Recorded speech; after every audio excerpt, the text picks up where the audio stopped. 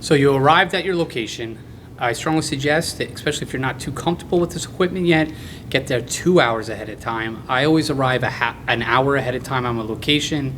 Gives me plenty of time to set up, do a test stream, make sure everything's working, and so you're all set when the game time comes.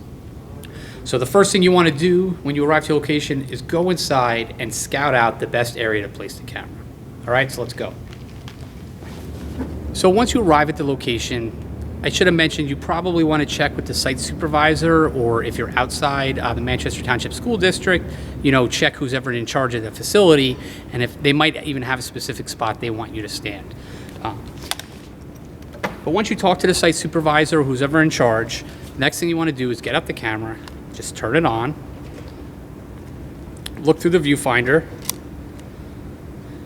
and then go scout out your location where you want to stand with the camera. In a gym, usually you want to go to the corner bleachers. I always like to find the best possible spot to have a wide shot so the camera movement will be minimal, especially if you're doing this by yourself and you don't have a dedicated cameraman that could follow the action with the plays. So looking around this gymnasium, I would choose the corner of the bleachers over here, opposite the teams, so I can get them in the action, or the wide shot I should say. This wide shot would cover, as you will see, 90% of the court, and I will also be able to capture the scoreboard, which in a fast-pacing timed action such as basketball, it is crucial that you do have the scoreboard and clock for the audience. The only other option is to try to do the graphic yourself, which is very difficult as a one-person crew. Okay, once you determine your location, if you haven't seen a site supervisor or location manager yet, you definitely want to confirm that it's okay. That's where you're going to position before you go ahead and set up all the equipment. Second, you want to find your power source. Where is the nearest outlet? Now, knowing this facility, I know behind the bleachers I have an outlet. I can easily drop the cord. But say, for example, there is an outlet over there behind this chair, and that's fairly close to run a cable. So you can easily attach it. You just have to secure any loose cables, for liability purposes. So what I've done in the past, I'll show you. So when you're running your extension cord, really any open doorways is a major concern. So most schools and even locations have these heavy mats in front of doors. So what I will do is I will take this mat and I will run the cable under the mat. That is good enough for liability purposes to secure. And then if you're running along a wall and you can tuck it in there right to the outlet, you'll be okay. As you can see, we have another doorway here, the girls' locker room. So to run across here, you have to secure it by some form of adhesive. It's usually called gaffer's tape because it doesn't leave any marks on the floor, but this is where it'd be important to talk to the site supervisor or grab a custodian if you're in a Manchester Township School District or whatever location, so you can secure your power cord. So the next step is I'm going to go up to the bleachers and start setting up my equipment. Okay, I'm up on top of the bleachers. I got all my equipment up here. The first thing you want to do is with your extension cord, all right, you want to secure this. So this way, God forbid somebody does trip over it or something happens, it's not going to yank all your equipment, all right? So basically what I usually try to do is find something that is secured either to the wall or to the bleachers. I'm going to use these rails on the side right here, and I'm just going to run through the extension cord. I'm going to run through the extension cord and just tie it in a simple knot. Now, if anybody does trip, it's not going to pull down all my equipment. Next, I usually break out the tripod, set that up, release these tabs, extend the legs all the way. Press this down so this is nice and flush. This prevents it from the legs collapsing. And I usually leave the last pair open so I can adjust it depending on my bleachers.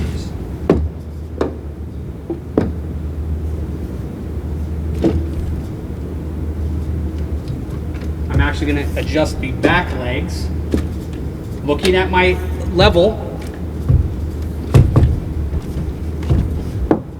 Getting everything nice and level. Remember, you always want to point one leg of the tripod towards where the front of the camera will be seated and towards the action. This way now, very little chance the camera can fall forward. If you are walking away from the camera and setting up a wide shot and just streaming, and it's a static shot, and you will be walking away, I strongly recommend you do secure the tripod either with some tape, so if anybody does bump into it, there's no chance of it falling over.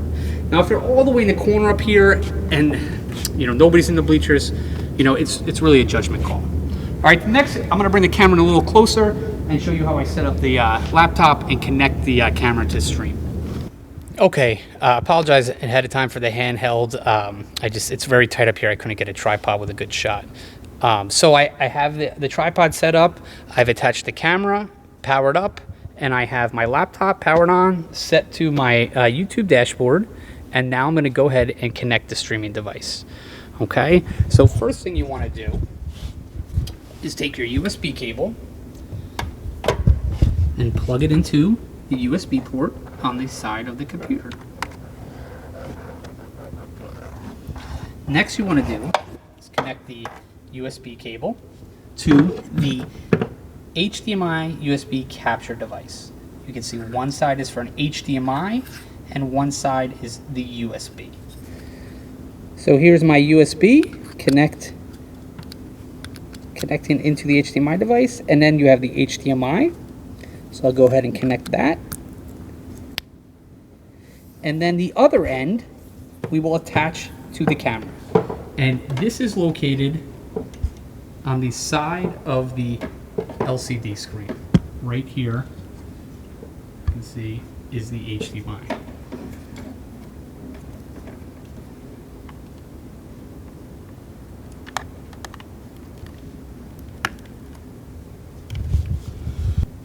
Okay, so now that I have my camera connected, I'm on my Chromebook at the channel dashboard. I'm going to just hit create, go live, because right now I'm going to schedule or just go live to test it. So just create a title called test 2 or test, whichever. Now here is, I'm not going to choose public, I'm going to choose unlisted, because I don't want anybody to have this link. This is just a test for you, make sure everything's working. Yes, it's made for kids. Doesn't really matter the settings. I'm going to go under more options. And now this is the choice where we had front camera. So we want to click it, and now you should have the camera that says USB. HDMI, some say video, some say Canon camera. And now that switches to my camera. And the microphone, you want to make sure, usually automatically switches. If it doesn't, you don't want built-in mic. You want the same thing, USB, HDMI. Advanced setting, there's, I'm going to turn off the chat, but you're just testing this. Nobody's going to even see it. All right, so you're just going to hit next. It's going to get a thumbnail, and you can see the floor of the gym. I'm just going to hit go live. All right, I'm live. Okay, now don't get scared. Everything seems backwards, but it is not. Okay, it is just flipped because of the way YouTube does it. All right, so I'm gonna position my camera, make sure I get the wide shot, and then I'm gonna test the stream on another device. So I have the test live stream running. Now I just want to check it on another device and make sure everything looks good. So the best way to do that is to, on your Chromebook, open another tab, go to the YouTube channel, specifically your dashboard, and then if you go into content, which is on the left, right below dashboard, you will see all your videos that were uploaded, and then to the right is the option live, right here. So I'm going to click on live, and you can see the stream is up, and it is live, test 2. So if you hover over the image and these 3 dots appear, you can get the shareable link. So just click on that. It is now copied to your clipboard. And then I went into my Gmail and I just send it out to actually my personal email so I can bring it up on my phone. And turn on the volume so I'm going to echo. As you can see, it is playing on my phone. Now, as you can see, it has the camera, icons are visible. So this is why it's good to do a test, because you want to turn that off ahead of time. If you go back into if this happens to you, just please go back and watch the video, introduction to the HD camera, and I go over those options. Okay, now that my test stream is working, everything's fine, I'm going to go and pull up my scheduled event that I pre-did in YouTube Studio. Ideally, you have about 30 minutes before the game when you're at this point. So I'm just going to go into my dashboard of my YouTube channel, go to the top right, hit create, and go live. This will bring you to your streaming homepage. And you will have three options, as you can see on the left: stream, webcam, manage. You want to go to manage so you can see your scheduled streams. And there is my scheduled streams. I'm just going to choose the one test, and it'll pop right up to go live. So before you do that, if you pre-scheduled, you just want to scroll down, and it has front camera. You want to click on that and make sure you choose the HDMI USB. And it should change to the audio, just double check. Okay, hit done. And then let's go back in, there it is. So instead of hitting done, you can just hit go live, or I just leave this up, and then 10 minutes before the game, I will just hit go live, and you will start streaming. Okay, now that you tested your stream, you're all set, you have your scheduled stream pulled up, the event's about to start, you also want to make sure that your camera's all good.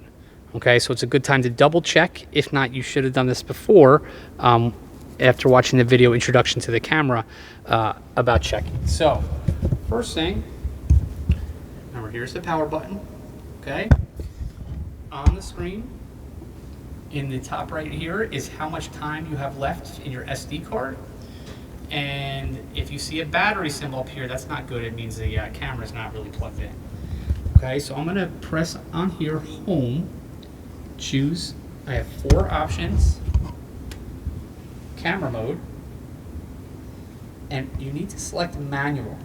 Okay, as you remember, I discussed in the video, manual is the only way to get all of the icons off the stream.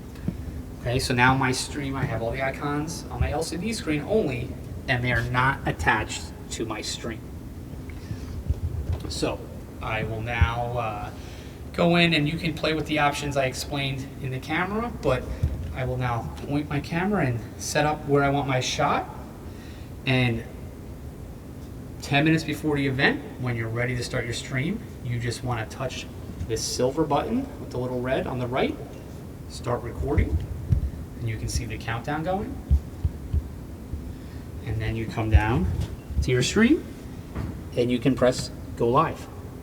Okay? Now, why do you want to record? It's always good to have a nice backup. It's going to be a lot cleaner image on here. But also, the main reason to record is this way the camera will never shut off. Now, we turn off the auto power off, but it just happens sometimes. In 17 years, I've never figured out the camera, with no movement will switch into a demo mode, that there's really no features to turn off here, or auto power off. So that's why I always record on the camera. Even if I know I'm not going to use it, I could just delete it right after the event. But this way the camera will stay on and not shut off during the live stream. Okay? Once you are finished and the event is finished with your live stream, you can go ahead and just hit end stream. Okay, it's just giving you a warning. Are you sure? Yes, you are. I'm going to end it. And then I can come back up to my camera and stop recording. All right, now what I do is, you can edit in the studio. You have some options to play around with. You can change the name, but I just hit dismiss. Okay? Doesn't mean it's going to erase the video. Okay, if I go back to my channel dashboard and look at my content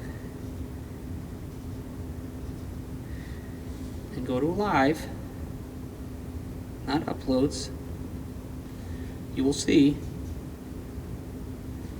okay, there is my test. Right here, just finished all of the tests I was doing during this, all the tests I was doing during this video. All right, and just close your browser, turn off the camera, turn off the Chromebook, unplug the power, because I'm sure you want to get out of there as quickly as possible, and pack up. And then I always, when I get home or the next morning, is edit, make any changes I needed to as far as changing the title or the time start or date. I also recommended you watch this tips to live streaming event, but remember, try to think of as an audience or a parent of what they want to see, which is just the action. No fancy shots, no close-ups, zoom-ins, just follow the action, the widest shot possible so they can see all the action unfold. And then just a tip, it is better to zoom out than to pan, because panning just doesn't work well. Streaming tends to get more pixelated than if you just zoomed out to capture all the action. If you have any further questions, feel free to email me at keckert@mtschools.org. Good luck.